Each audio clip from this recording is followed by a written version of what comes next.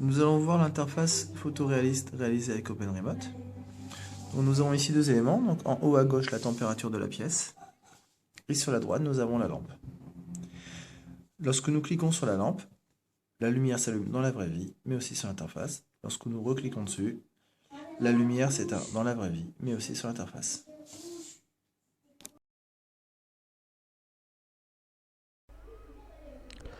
Nous allons avoir besoin de trois images.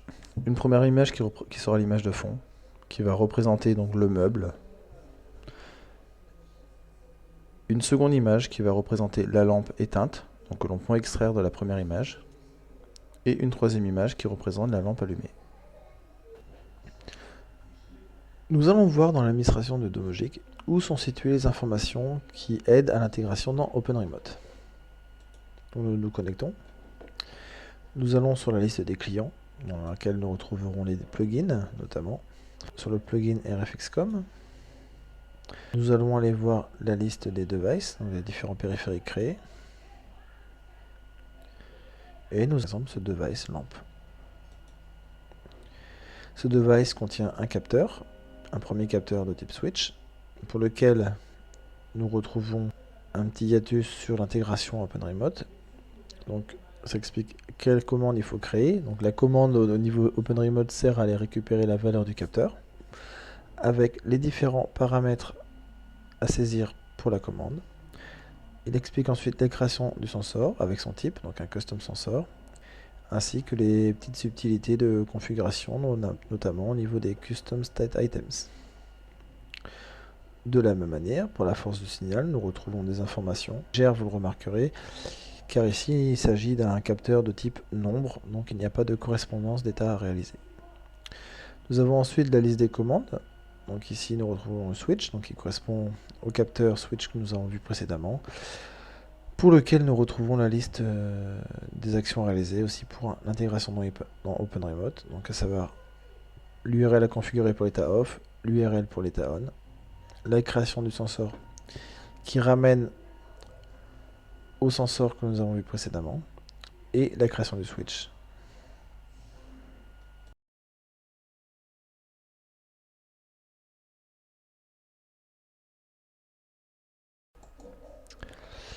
Nous allons nous connecter à l'interface de design d'OpenRemote, donc il y a une interface en ligne. Une fois connecté, voilà, nous allons pouvoir créer un nouveau device. Nous allons lui donner un nom, qui correspond ici à un capteur de température. Et pour vendor et modèle, nous allons spécifier Domogic et le nom du plugin. Donc pour ce nouveau device, nous allons rajouter un sensor, donc un capteur, auquel nous allons donner un nom. Et nous allons associer ce capteur à une commande. La commande servant à aller récupérer la valeur du capteur dans Domogic. Donc nous lui donnons un nom, un protocole HTTP. Et nous allons aller récupérer dans l'administration de Domogic pour le capteur souhaité, donc ici le capteur de température du salon, l'URL à appeler depuis OpenRemote.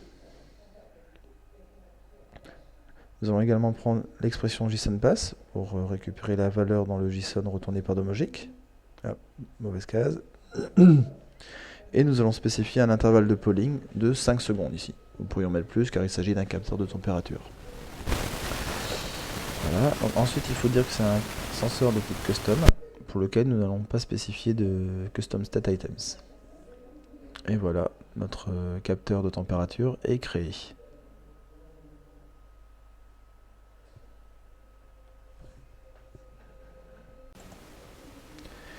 Nous allons maintenant créer un deuxième device, donc qui va correspondre à notre interrupteur pour allumer la lampe. Donc nous allons lui donner de la même manière que précédemment un nom, un vendor et un modèle. Donc pour ce device, nous allons créer trois commandes. Une première qui va correspondre au statut on de la lampe. Donc ce sera l'URL HTTP à appeler pour allumer la lampe. Donc, dans l'administration de Domogic, nous allons aller sur le device lampe. Voilà. Et au niveau des commandes pour le switch, nous allons récupérer l'URL qui correspond à l'état on. et c'est tout. De la même manière, nous allons créer la commande lampe off.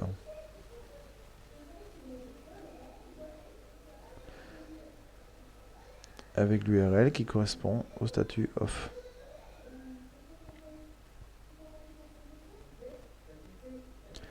Nous allons créer une troisième commande donc qui permet d'aller récupérer le statut de la lampe que nous allons appeler lampe statut. Et ici nous allons avoir trois paramètres à mettre. Donc, nous remontons dans l'administration domotique au niveau du capteur, nous récupérons l'URL. Nous allons mettre un intervalle de polling à 1 seconde. Et nous allons récupérer l'expression JSONPass. Voilà. Nous allons maintenant créer un sensor, donc un capteur, qui va utiliser la commande que nous venons de créer. Donc nous la sélectionnons. C'est un sensor de type custom, pour lequel nous allons définir différents state items, qui permettent de faire la translation entre les valeurs côté Domogic et les valeurs côté OpenRemote. Donc nous retrouvons le tableau de correspondance dans l'administration. Il n'y a donc qu'à remplir sans se poser de questions. Et voilà. Nous allons maintenant créer un switch. Nous allons lui donner un nom. Spécifier le sensor associé au switch et les commandes on et off qui y sont associées.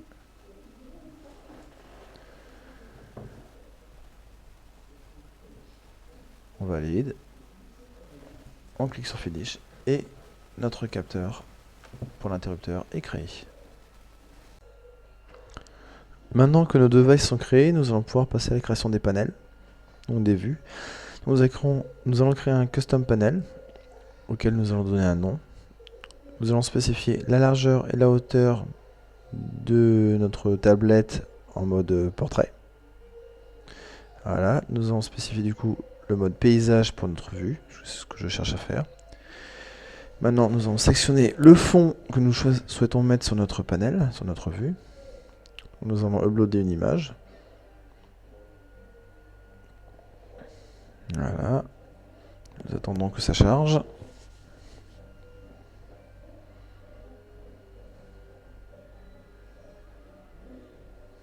Voilà. Ok. Ok. Nous avons notre image de fond. Nous allons maintenant rajouter un switch. Voilà. Nous allons spécifier la largeur et la hauteur du switch en se basant sur les informations d'une des images qui sera utilisée pour le switch. Donc ici 266 par 335. Donc 266 par 335. Nous allons maintenant sélectionner le switch que nous avons créé précédemment. Voilà. Et l'image qui correspond au statut on, que nous allons également uploader. Voilà. Donc ici un petit bug graphique.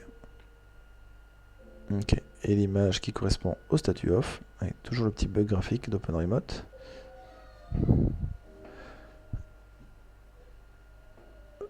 Voilà. Donc maintenant si nous cliquons sur le switch, hop, nous voyons l'état changé. Même si derrière rien ne se passe pour le moment.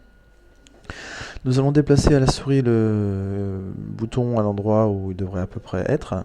Et nous allons adapter sa position à la main en faisant évoluer par plus ou moins 1 ou 2 la valeur de top et de left. Ce qui est important, c'est de cliquer en dehors du switch pour vérifier si l'alignement est bon, car il y a toujours une petite bordure qui opère un décalage quand on sélectionne le switch. Voilà, l'alignement est bon. Nous enregistrons. Nous allons maintenant ajouter donc le capteur de température sur l'écran. Nous rajoutons un label pour lequel nous sélectionnons le capteur de température créé. Nous allons augmenter la taille de la police et nous allons le déplacer en haut à gauche.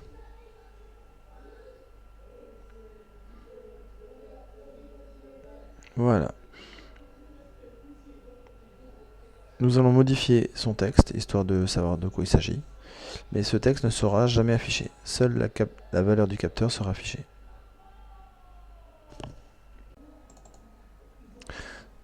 Donc maintenant, nous allons sur le contrôleur, enfin sur l'interface du contrôleur qui est installé en local sur votre serveur. Nous saisissons login mot de passe et nous cliquons sur Sync with Online Designer afin de synchroniser le compte en ligne et votre instance en local. Et voilà, c'est fait.